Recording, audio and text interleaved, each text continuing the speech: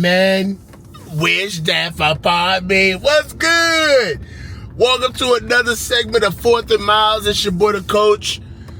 Welcome back to the Coach's Huddle where the field meets family, and we are here. Today's been a long day. No rest for the weary. Out of the frying pan into the fire, man. It's been a long day, but we're here. Let's talk about the trade. You know, I'm taking the bull approach this year, guys. Where we're going to walk down and get them all. We ain't going to rush. News is news. Everybody wants to get their piece of the flesh. And I get it.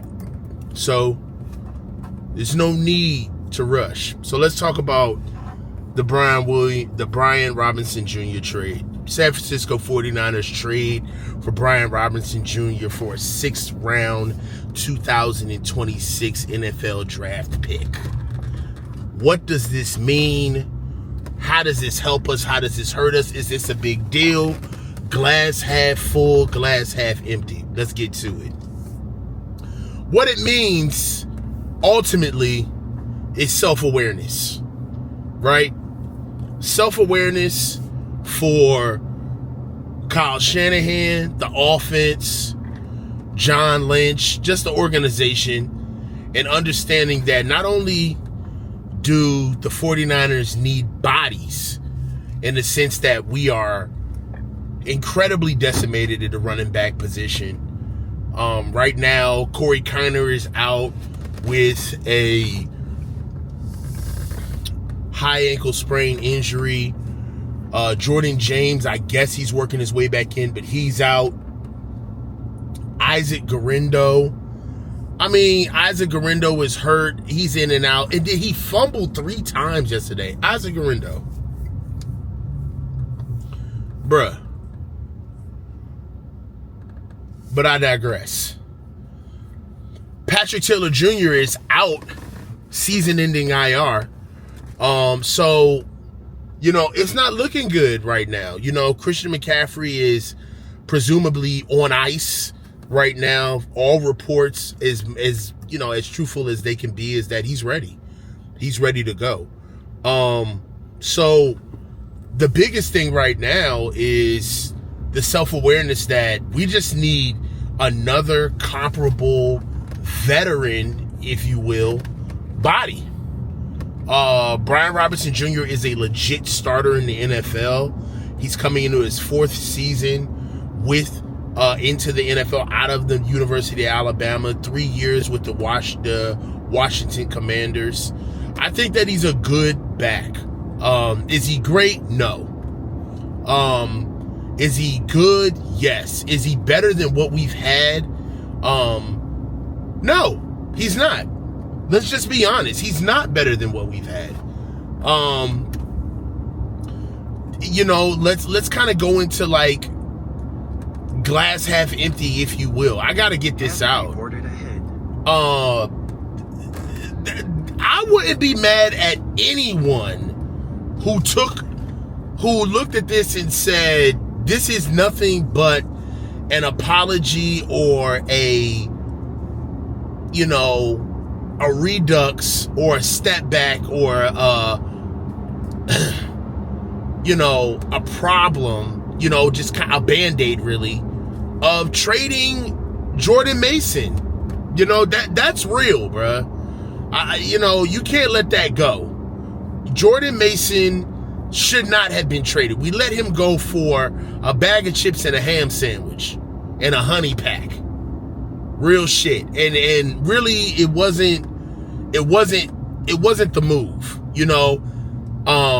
Right now, Jordan Mason, me and Grant did a segment on the coaches meeting where I think we got the topic out. We could not have. But one of the questions that I asked Grant and that we were going to put on the show was like, yo, if you could kill to have one player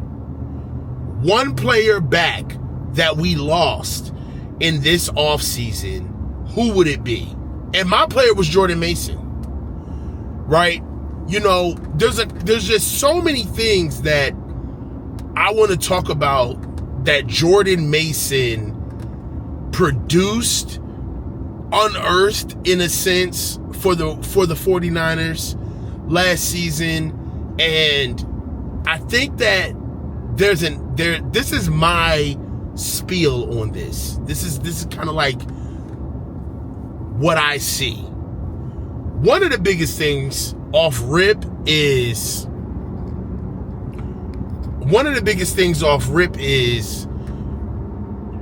our offensive line. We do not have a traditional offensive line, as you know.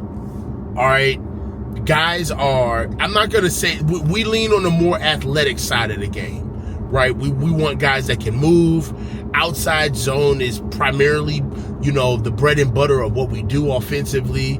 And with that, being able to have guys that are tweeners, a little bit more athletic when you give up size and strength.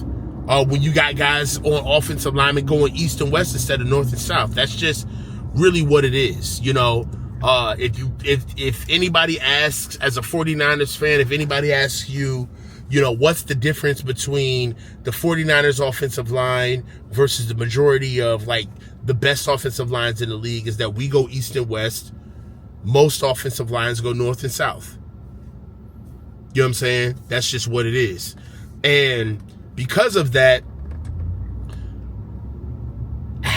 there's two types of backs, in my opinion, that have succeeded with outside and inside zone. I've coached outside and inside zone on multiple teams. I've played outside and inside zone on multiple teams, on multiple levels. I played zone. I played inside and outside zone in high school.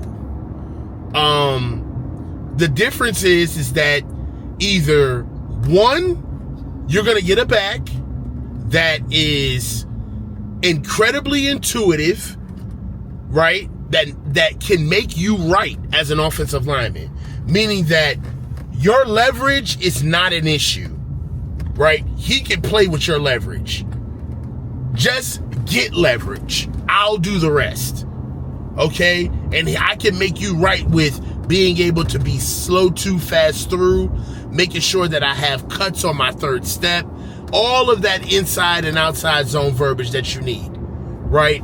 And being able to be that type of back, and then also marry your own unique skill set to that game, is very special, and it can make for beautiful football with inside and outside zone with our offensive line. And that's what you've gotten primarily out of Christian McCaffrey. That is what he does. That's what he produces as. CMC is a talented guy. And we're looking for more of that from him this season. But I digress. The other side of what you would look at for backs that would succeed with this type of offensive line is Jordan Mason. Backs that are telling you, look, I hate to put it this way, but we ain't got time to be scientific. All right? We don't have time to be, meeting about the meeting. Guys like Jordan Mason turn seams into gaps. They turn gaps into holes. They turn holes into big runs.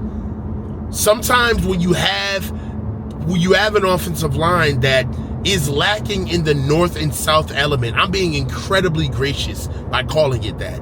Everything in me, as far as what I've known about football, from my minute knowledge of football, from what I've been playing for most of my life, it's hard for me to say that it's north and south football. It's really lack of physicality. But the truth is that if that's what we have as a group, not individually, but as a group on offensive line, then you need a back like Jordan Mason. Case in point, look at what Jordan Mason did in the earlier parts, the early quarter of the season, right? Jordan Mason was leading the league in yards per average at almost 6 yards per carry when he was in the first half of the season, the first quarter of the season. Jordan Mason was actually creating seams. Yo, you need a back where you have an offensive line that's going to give you a little bit of daylight. But that's it. That's it. The daylight. That's all you get. Right? You're going to need a guy that's going to be able to run up your back. Pause. You know what I'm saying? Jordan Mason was that guy. If Coach Shanahan, I need to be more respectful to Kyle too, man. Like, there's some things I'm growing. But if Coach Shanahan used the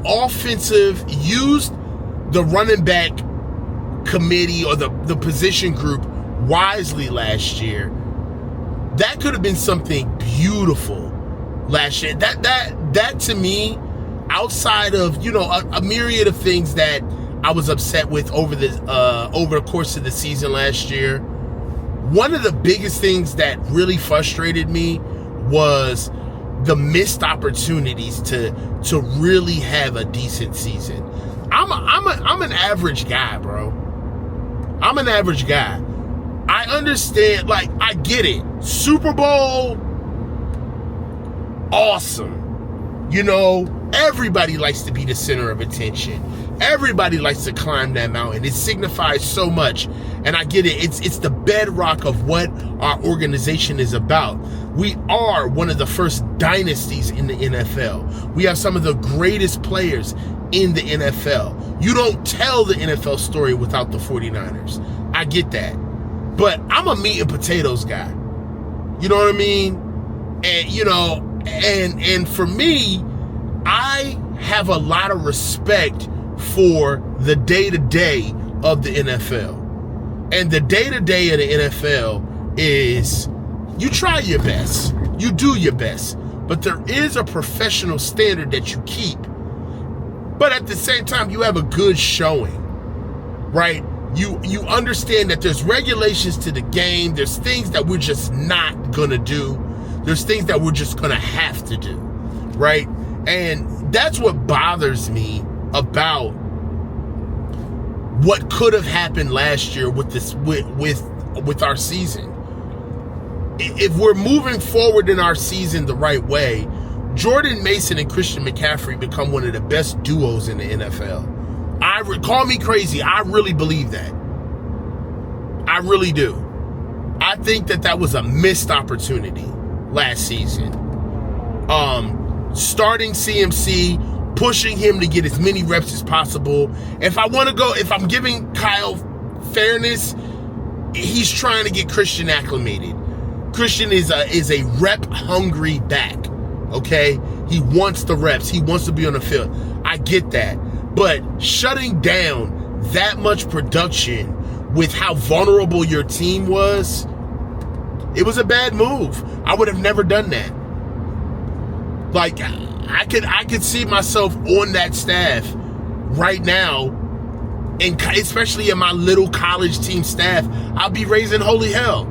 Like, dog, we're not good enough to shut down that type of production. We gotta fold him in. We can't just shut down the backup. Fuck that. He's balling right now.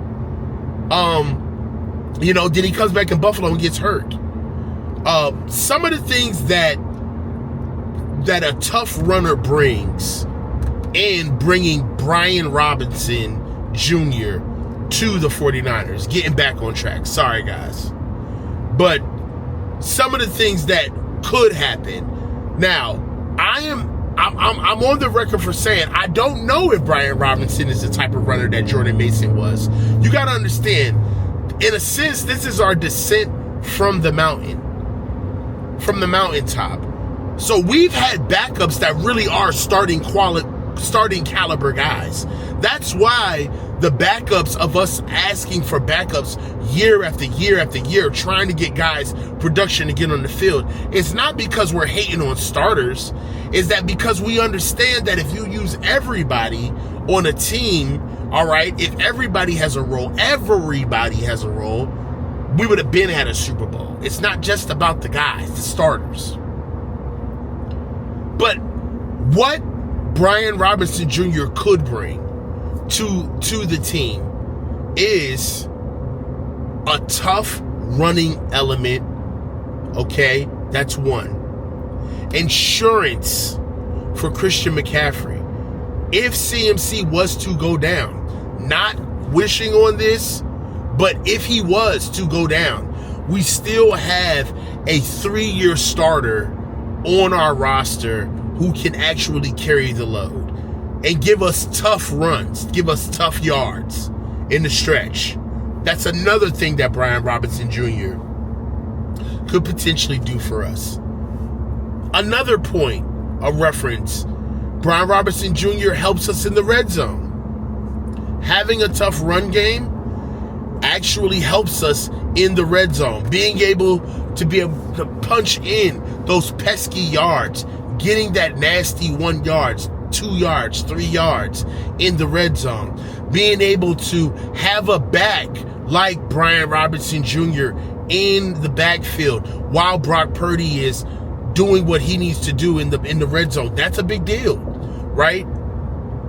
If Christian McCaffrey was not in the equation and having him there, right, and having Brian Robinson Jr. in the red zone, you're going to have a true defense. That leads me to my next point. Keeping the defense honest.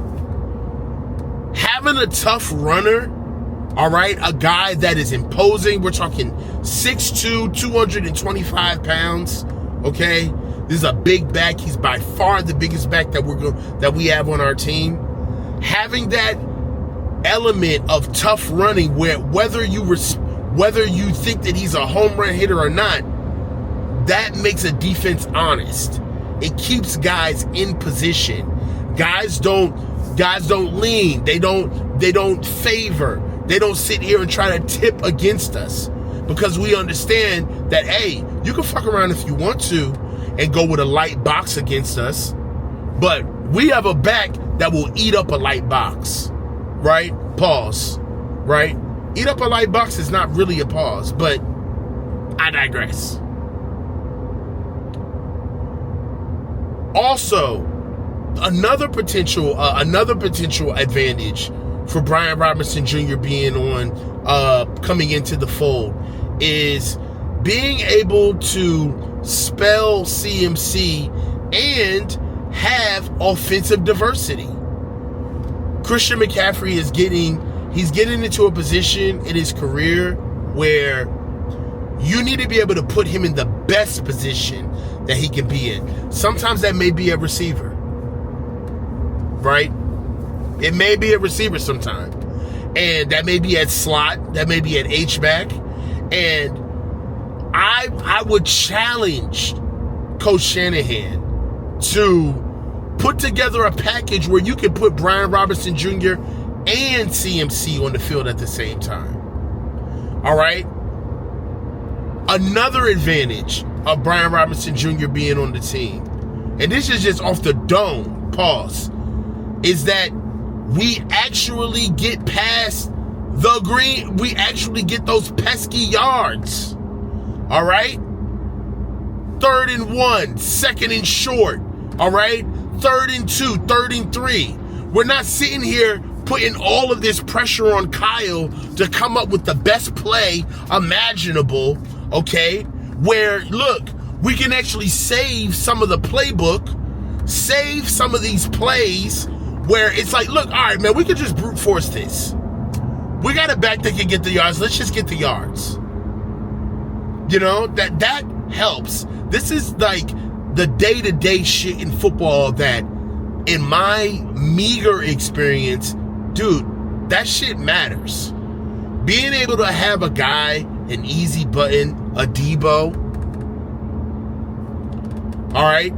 Being able to have a guy like that in your offense, it's like a pressure release valve, right? When everything is building up, all of the pressure is building up, you've kind of given out all of your tendencies, your traits are exposed, you're in that weird part of the game, like maybe it's not 4th quarter, but it's like halfway through 3rd, and it's like, dude, we've pretty much shown our entire game plan.